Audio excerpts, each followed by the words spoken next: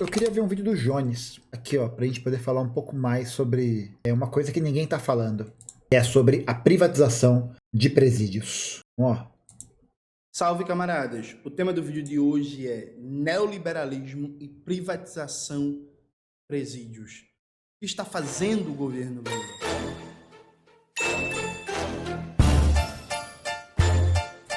Privatização de presídios, que é uma prática já muito comum nos Estados Unidos, por exemplo, tá?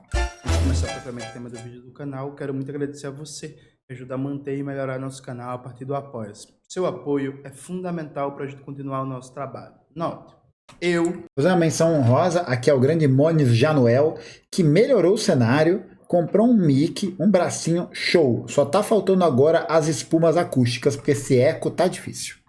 Venho denunciando há muito tempo que o governo Lula está, como Te amo, Jones. consequência direta do novo teto de gastos, promovendo um pacote de privatização de políticas e de serviços públicos na saúde, na educação, na cultura, na segurança, no meio ambiente. E assim, o novo teto de gastos deprime o investimento público a no máximo 2,5% do PIB ao ano, tendo como referência também 70% do arrecadado no ano anterior.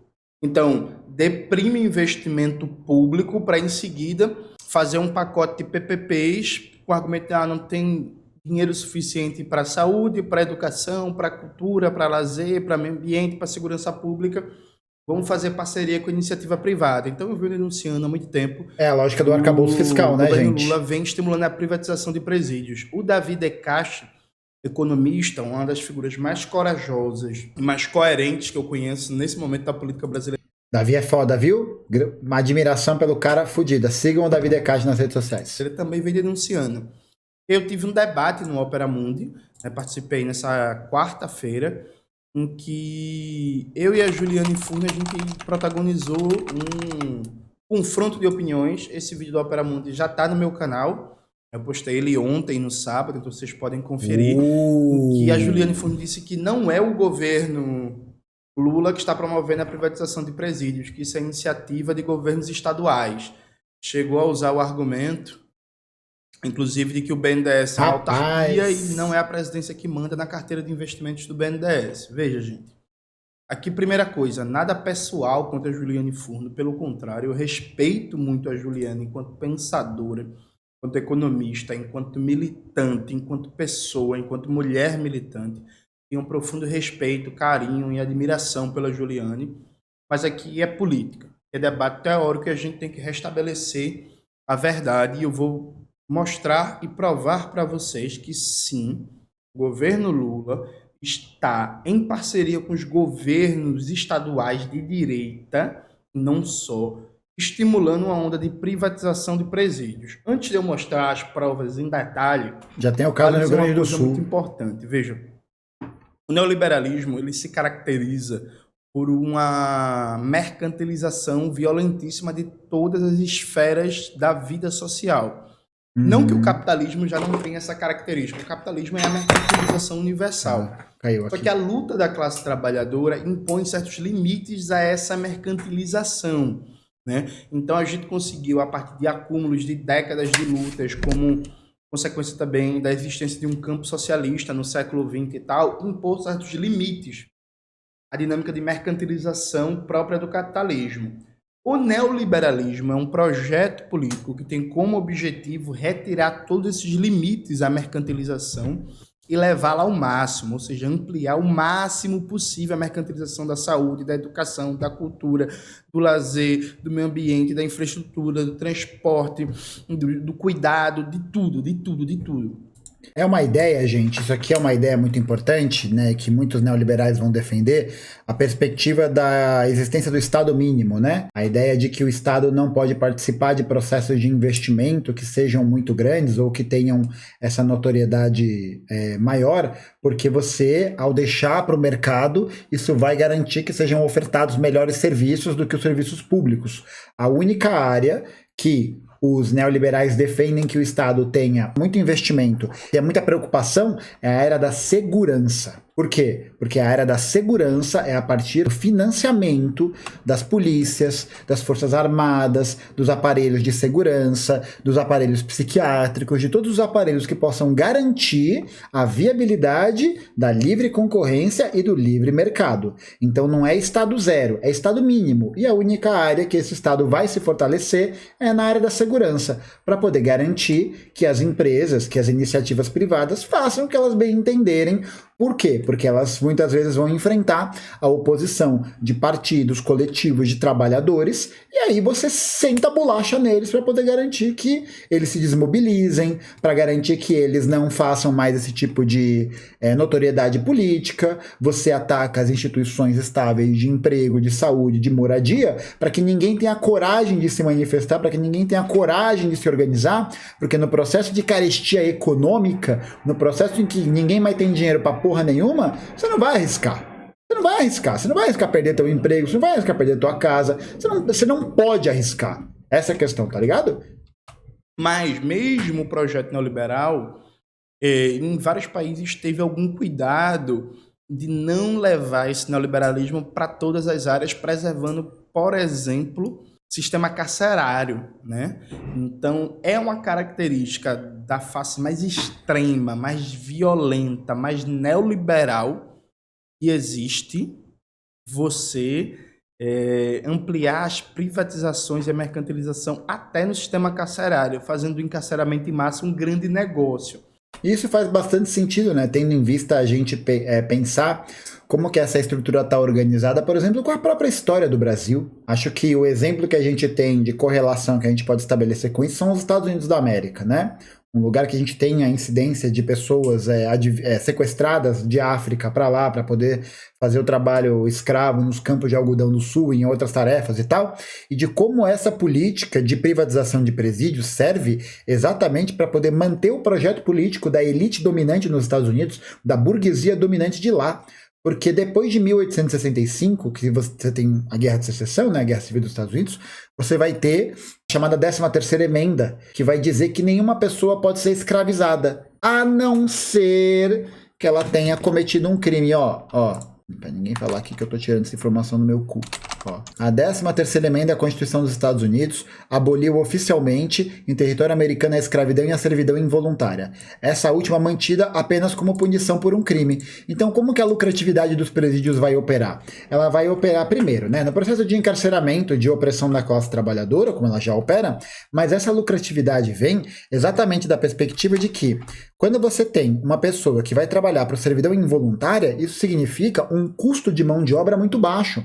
Então, várias empresas vão fazer parcerias com esses presídios privados para poder jogar sua produção nesses presídios. Nos presídios dos Estados Unidos, tem várias empresas de alimento, de vestuário, que se utilizam da mão de obra de pessoas que cometeram crimes e que estão passando por servidão involuntária. É dessa maneira que isso gera lucratividade. Fora o dinheiro que os políticos vão ganhar dessas empresas que vão garantir a viabilidade desse tipo de sistema, né? Não à toa que o neoliberalismo dos Estados Unidos, onde foi um dos mais violentos do mundo, avançou muito no processo de mercantilização do encarceramento em massa, né? Virou um verdadeiro negócio. E uma associação com a escravidão, né? Com os resquícios da escravidão. Análogo à escravidão, com mais de 500 mil pessoas. Nossa. A última vez que eu vi esse número, em 2021, mais de 500 mil pessoas trabalhando em condições análogas à escravidão e ganhando assim, uma miséria, sabe? E está avançando no Brasil. Então, veja, o governo Lula...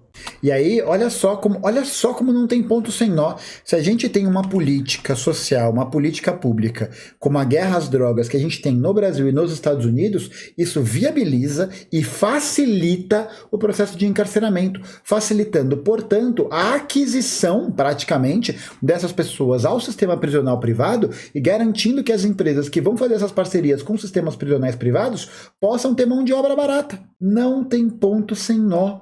Não tem. A partir da sua equipe econômica, Fernando Haddad, o nome do responsável por tocar isso no Ministério da Economia, está avançando num processo que é a sua face mais radical, mais racista e talvez até a mais cruel do neoliberalismo, porque você E aí você, exatamente, viagem atômica, aí você protesta contra isso, você toma um safo da polícia, você é preso muitas vezes de maneira ilegal, e aí meio que não interessa qual é a sua versão, o auto do processo, a judicialização, não sei o que lá, e acontece o quê? Acho que você vai fazer o quê na prisão? Vai trabalhar. Mercantilizar a saúde, você vai matar as pessoas. Você mercantilizar a educação, você também vai ajudar a matar as pessoas. Você mercantilizar saneamento básico, serviço de água, esgoto, enfim, tudo isso tem consequências deletérias. Mas assim, e aqui vale a gente poder reforçar um aspecto, que é o seguinte: a consequência deletéria, ela não é deletéria, ou seja, ela não é ruim do ponto de vista meramente moral. Ela é ruim por quê? Pensa aqui comigo. Se um serviço público como saúde, educação, moradia, qualquer coisa assim, for tratada na lógica de mercantilização, o que é a lógica de mercantilização? Tornar aquele serviço uma mercadoria. Qual que é o objetivo de você transformar um serviço, um direito básico em mercadoria? Você só viabilizar o acesso a esse direito mediante compra, porque a transformação de qualquer tipo de direito em mercadoria tem uma função só: o lucro. A lógica do lucro é a lógica que mata, que encarcera e que destrói a vida da classe trabalhadora. Mercantilizar o encarceramento é tipo assim, é você dizer assim, galera, estou com saudade da escravidão, quero que a escravidão volte. É isso mesmo. Vou fazer isso, criando um encarceramento em massa hiperlucrativo e explorar trabalho de pessoas encarceradas, tá ligado? Então, assim, acho que esse ponto é fundamental. Inclusive, o Haddad tem que ser questionado pelas pessoas militantes, pelas pessoas de esquerda, pelas pessoas da chamada mídia progressista. Haddad e Lula. Ô Lula, vem cá, tu apoia a privação em presídio? Ô Haddad, tu apoia a privação em presídio? Vocês são a favor de trabalho análogo à escravidão para jovens pretos, pobres e periféricos encarcerados? Vocês são racistas? Acho que esse é o grau de questionamento que isso tem que ser feito. Mas vamos lá, as provas, né, gente? Vamos lá, as provas. Eu vou abrir aqui um fio no Twitter que eu fiz com todas as provas. Assim que acabou o debate, gente, com a Ju no Opera Mundi, eu já fiz um fio no Twitter botando todas as provas na mesa. Vamos lá. Estado do Rio Grande do Sul lança edital para complexo prisional de Erechim, né? Notícia de abril de 2023, processo de privatização do presídio lá no Rio Grande do Sul, tocado pelo governo Eduardo Leite. Aí vamos lá, gente. Isso é só algo do governo Eduardo Leite? Vamos abrir aqui. Com o apoio do Banco Nacional de Desenvolvimento Social e Econômico, BNDES, o Estado do Rio Grande do Sul relançou, aliás, o edital de parceria público-privado para a construção, manutenção e apoio à operação do complexo prisional de Erechim para o processo licitatório que será realizado em junho na B3. Ou seja, gente, do site do BNDES está dizendo que foi com apoio do BNDES que foi relançado o edital para privatização do banco. Ou seja, o Banco Nacional de Desenvolvimento está fazendo o quê? Posicionando favoravelmente a esse processo. Projetos do BNDES, Nelson Barbosa, que já foi ministro do governo Dilma. A carteira de projetos em estruturação pelo BNDES inclui a questão da segurança pública dentro do que chamamos de infraestrutura social. Então, assim, dentro do rol de saúde, educação, cultura, lazer e meio ambiente, colocaram segurança pública, né, para estimular PPPs. A ressocialização de detentos é uma tarefa importante a cargo do Estado e esse projeto de parceria público-privada tem por objetivo disponibilizar as condições necessárias para a recuperação. Ou seja, gente, é o diretor do BNDES, escolhido pela presidência do BNDES, Aloysio Mercadante, com aval do governo Lula, justificando ideologicamente a medida. Na cara dura. A cara dura. Ninguém debatendo aí isso. Aí que tem. Bizarro. Por meio da parceria público-privada, o Estado do Rio Grande do Sul vai remunerar a concessionária pela gestão desse complexo prisional, de acordo com o atingimento de índices de desempenho determinados no contrato, ao longo de 30 anos previsto para a concessão. Gente, se você é uma empresa privada e você assina um contrato para gerir um presídio por 30 anos e seu lucro depende do aumento da clientela do presídio, o que isso vai gerar, gente? Isso vai gerar ou não mais lobby, mais interesse econômico pelo aumento do encarceramento? Isso vai gerar ou não maior pressão para intensificar o encarceramento em massa? Tipo, sabe, gente? O que você espera disso, né? Essa resposta é bem simples. Vamos imaginar que a gente está falando do governo FHC. Qual seria a sua resposta para essa pergunta? Sabe? Tipo, É difícil, né? E o secretário de Parcerias e Concessões do governo do Rio Grande do Sul está aqui elogiando a medida, né? Quando desenhamos qualquer tipo de parceria público-privada, estamos buscando oferecer melhores serviços para as pessoas. No caso do novo presídio de Erechim, acontece da mesma forma. Queremos investir na ressocialização e diminuir o déficit no sistema prisional. Por isso, essas medidas são boas Isso daí não precisa ser aprovado em Câmara porque é um projeto do Banco Nacional de Desenvolvimento que faz parceria com o Estado. para toda a sociedade. Massa? Aí veja, é uma decisão do BNDES colocar na sua carteira de crédito também presídios. Sabe? Que o BNDES poderia não colocar isso na sua carteira de crédito. O BNDES é comandado pelo governo Lula. Aí vem aqui o segundo argumento, veja. O governo anuncia novo marco de PPPs e quer até 10 bilhões em investimento. 100 bilhões. 100 bilhões. Aqui tem uma declaração do secretário do Tesouro da Fazenda, o Rogério Seron, que ele disse o seguinte. Repare, aqui eu vou ler a declaração do Rogério Seron. Ou seja, se a parte privada faz investimento e prestou serviço, mas o Estado não paga por uma questão política ou algum problema de fluxo de caixa, o Tesouro fica disponível para honrar a obrigação e depois acionar contra a garantia contra o Estado. O que é que acontece hoje numa operação de crédito com estados e municípios?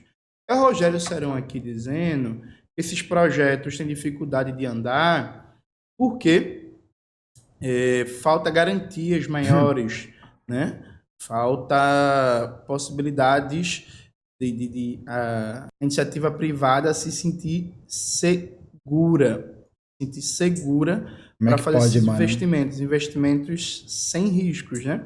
Então, aqui em outro momento da notícia, segundo o secretário do Tesouro Nacional, Rogério Seron, hoje projetos não conseguem avançar nos estados por não terem garantia adequada. A grande dificuldade hoje para investimentos privados é o risco de inadimplência, pois as concessionárias de serviços temem calote na execução dos contratos com esses entes da federação. Aí o governo facilita esse caminho ao propor 100 bilhões em investimentos via BNDES. Então preste bem atenção. O BNDES colocou na sua carteira de crédito, no âmbito do que se chama de infraestrutura social, a segurança pública, inclusive presídios, para criar linhas de crédito. E aí, eu faço uma pergunta que é muito importante. O ministro dos Direitos Humanos, Silvio de Almeida, está informado disso? Ele está a par desse debate? Tendo em vista o tanto, né, que é utilizado pelo governo como, o ministro progressista, não sei o quê. Ele está a par desse debate? Ou só colocaram o Silvio de Almeida no Ministério dos Direitos Humanos para poder ficar bonito na imprensa? Porque, pelo que eu saiba, o Silvio de Almeida entende a questão do encarceramento em massa como um problema social. Por que não existe nenhum pronunciamento em relação a isso? A privatização de presídios. O secretário... Nossa, velho, me dá vontade de chorar pensar nisso. Chorar. Do Tesouro Nacional, Rogério Seron, que faz parte do Ministério da Fazenda, subordinado ao ministro Fernando Haddad, que é subordinado ao presidente Lula, está dizendo que essas operações de PPPs não andavam porque faltava mais garantias para a iniciativa privada. E o governo está dando todas as garantias que a iniciativa privada quer para... Gente, o Bolsonaro não fez isso. Tá ligado? O Bolsonaro e o Paulo Guedes não fizeram isso. Esse é o tamanho do buraco. Se as PPPs andarem. Perfeito, perfeito. Aí vamos ver. Gente, isso aqui é um decreto do governo Lula. Alckmin estava na presidência, Lula estava viajando, de 25 de abril de 2023. Prestem bem atenção aqui. Esse decreto altera o decreto número 8.874, de 11 de outubro de 2026, para dispor sobre incentivos ao financiamento de projetos de infraestrutura com benefícios ambientais e sociais. O bagulho é tão grave que está alterando até o futuro. Mas vocês têm alguma dúvida que essa política vai alterar o futuro da juventude preta e periférica e trabalhadora? Vamos explicar aqui em detalhes. Vai alterar o futuro, vai encarcerar todo mundo? Em 2016. Antes que tenha Zé dizendo que eu defendo o Bolsonaro. É claro que o processo de luta para a construção do governo Lula foi absolutamente fundamental. Não teria como ser de outro jeito. Só que já acabou a eleição, né? Já acabou a parte do vamos torcer, né? A causa comum, né? Isso já acabou. Tá ligado? Agora a gente tem que pensar o que o governo Lula tá fazendo de política. E não só defender porque é o Lula, porque tiramos o Bolsonaro. Agora a gente tem que falar de realidade. e não ficar só de defesa cega. O governo golpista do Michel Temer começou o PPI, não o PPI da Petrobras, o Programa de Parcerias de Investimento. Um programa para incentivar PPPs, privatização de políticas públicas na saúde, na educação, na cultura, no lazer, etc. Decreto do Temer. O decreto do Temer, gente, eu vou mostrar isso para vocês em poucos segundos. O decreto do Temer não incluía presídios. Não incluía presídios.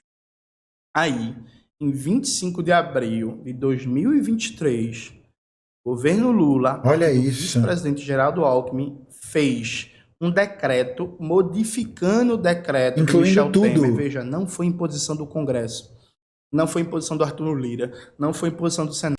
Porque vai ter gente que vai falar, mas o Congresso é de direita, blá, blá, blá, blá, blá, blá. Não foi imposição do STF. Decreto é uma prerrogativa presidencial. Fez um decreto, prestem atenção, fez um decreto em que ele incluía segurança pública e sistema prisional. Aqui, gente. Fora os outros, né? Saneamento, irrigação, educação, saúde, sistema prisional, parques urbanos, equipamentos culturais e esportivos, habitação social, tudo. Item 10. Sublinhado aqui para vocês. Então prestem bem atenção. O governo Lula editou um decreto para colocar segurança pública e sistema prisional no rol das PPPs. Então, o governo Lula fez um decreto para colocar presídios no rol das PPPs. Depois, apresentou uma série de marcos legais para incentivar as privatizações, dando mais garantias para as PPPs, e coloca o BNDES para financiar as PPPs, e a União, o Tesouro Nacional, é garantidor em última instância dessas operações. Gente, isso é ou não o governo Lula incentivando a privatização de presídios? Esse é o objetivo, gente. Vou mostrar aqui o decreto do Temer. Esse aqui é o decreto do Temer de 2016. O decreto do Temer, e aí todo mundo pode consultar, eu vou pedir para Maxwell colocar esse fio, o link dele, na tela para vocês entrarem. Vocês podem ler os decretos. O decreto do Temer de 2016 não colocava presídio, gente. E aqui, gente. Sabe? Aí aqui, isso aqui, a página é atualizada de acordo com as mudanças, né? Aí veio aqui, segurança pública e sistema prisional. Tá vendo que incluído pelo decreto 11.498 de 2023 do governo Lula. Gente, o decreto do Temer não tinha, preste atenção, segurança pública e presídios na política de PPPs. É ou não uma responsabilidade compartilhada do governo Lula com os governos estaduais de direita na privatização de presídio? Então, veja, sim, o governo de Santa Catarina já está avançando na privatização de presídio. Gente, tudo que foi saneamento básico já estava. Acho que eles só mudaram para poder não ficar saneamento básico e irrigação. A gente vai ver saneamento básico e, aí ficou saneamento básico, ponto e vírgula, irrigação tinha o ponto final, tá vendo? Que era provavelmente onde terminava o decreto. Aí mete ponto e vírgula, ponto e vírgula, ponto e vírgula, ponto e vírgula, entendeu? Acho que foi isso. Presídios. O governo do Rio Grande do Sul já está avançando na privatização de presídios. O Tarcísio Freitas, de São Paulo, o Cláudio Castro, do Rio de Janeiro, já sinalizaram que vão aderir a esse programa. Isso é feito com apoio do governo federal, do governo Lula, que editou. Mas isso daí, para quem perguntou sobre o presídio em Ribeirão das Neves, a PPP em Ribeirão das Neves, isso daí é em relação à parceria pública de investimento, né? É o processo de financiamento do BNDES a esses projetos. Provavelmente o negócio de Ribeirão das Neves não tem financiamento do BNDES. Um decreto indo além do Michel Temer para colocar segurança pública e presídio. Que pariu, velho. No rol de privatizações do programa de PPPs. Gente, tá aprovado. Aí eu pergunto a vocês, é verdade ou é mentira? Tá aí a prova. Que o governo Lula editou um decreto para colocar segurança pública e presídio no rol das PPPs. É verdade ou é mentira que o governo Lula, como bem declarou Rogério Seron, está criando marcos jurídicos para a política de PPPs avançar em todas as áreas. É verdade ou é mentira que a presidência do BNDES colocou na sua carteira de projetos segurança pública e presídios para estimular PPPs, privatização? Percebe, gente? Então, assim, vamos lá. Não dá para negar, pessoal. Porra, a gente é militante. No caso, o BNDES vai financiar o investimento das empresas privadas, exatamente. E a gente diz que é antirracista, a gente critica o encarceramento em massa, a gente critica a guerra às drogas. A gente vai ficar calado com o governo Lula avançando numa coisa que nem Temer, nem Bolsonaro avançaram. Sério, a gente já tem um problema fodido de encarceramento em massa. O Brasil tem praticamente 1 milhão de pessoas presas. A gente agora vai importar um problema dos Estados Unidos, que é fábricas de trabalho análogo à escravidão nos presídios, em massa, junto com mercantilização total do encarceramento em massa. É sério isso, a gente vai ficar calado, a gente vai fingir que isso não existe, a gente vai dizer que a culpa é só dos governos estaduais de direita. Não é não, gente. Do Congresso, né? O governo federal tá aí a prova, pô. E veja, não foi o Congresso, não, atenção, antes de você dizer, foi o Congresso conservador. Não, é um decreto. Aí, claro, o Congresso, que é conservador e reacionário, vai aprovar. Não derrubou o decreto não vai derrubar. do presidente Lula, porque o Congresso, que é conservador e reacionário, concorda com a pauta conservadora, reacionária e ultraliberal do governo Lula de privatizar presídio. Por que será? Foi uma decisão do governo, sabe? Então a gente precisa cobrar o governo Lula de parar com isso. A gente precisa cobrar o presidente do BNDES, Aloysio Mercadante, de perguntar se ele é a favor de encarceramento em massa no Brasil gerar lucro. A gente precisa perguntar ao ministro Fernando Haddad se ele é a favor do encarceramento em massa no Brasil gerar lucro. Pelo visto são, porque isso já está em curso. Percebe? Então aqui não tem meias palavras, não tem interpretação, não tem narrativa, não. Está aí provado. Aí. Sim, o governo Lula está estimulando a privatização de presídios em parceria com os governos estaduais. Isso precisa ser repudiado, isso precisa ser condenado, e todo o movimento negro, toda a militância, todos os intelectuais, todo mundo que diz ter compromisso com a classe trabalhadora, deve repudiar, denunciar e começar um movimento nacional para derrubar isso, porque não é aceitável que um governo que se diz popular, que se diz de esquerda, com um partido que se diz de esquerda, com Lula que se diz de esquerda, seja responsável por instalar a mercantilização total do encarceramento em massa no Brasil. Isso é grave, isso é gravíssimo e não existem meias palavras para isso, percebe? Maiores dúvidas?